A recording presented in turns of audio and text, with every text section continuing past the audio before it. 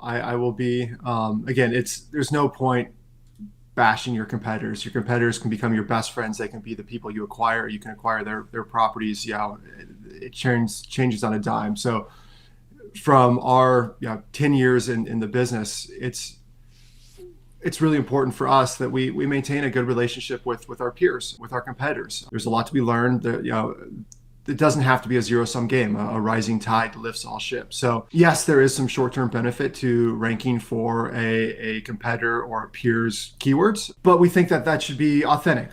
We believe a lot in authenticity. We think, Pat Flynn, says this more succinctly than I ever can, but in all of affiliate marketing, you need to be proud of what you do, and you need to be able to tell your grandma about it with a straight face. And it saddens me and it frustrates me to see smart people in our space not being smart about what they're doing, just taking these low stabs, these short-term approaches to SEO, to building a business. I don't think it's cool. It's something we purposely have chosen not to do. We do mention our peers. It's often, AmaLinks Pro. Again, it's not, we're not competitors. We do some similar things, but we talk about how we can work together. Easy Azon, AWP, all these tools are mentioned in our blog. It's about the things we can do together, and it's accurate. I think that's honestly the biggest thing is just, the accuracy, the authenticity. When you start to go down this route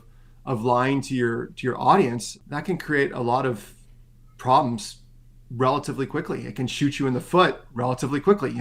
Case in point here, we're talking about Lasso not as the stuff that they do well, but as, unfortunately, the negative that they did in their SEO. So huge respect to Matt. He mentions it in his blog really early on, Matt Allen, I should say, early on, that he didn't want to write this post, but I thought, thank you for doing it. Thank you for staying up, because it's not cool. And I'll take a breath there and let you come back in.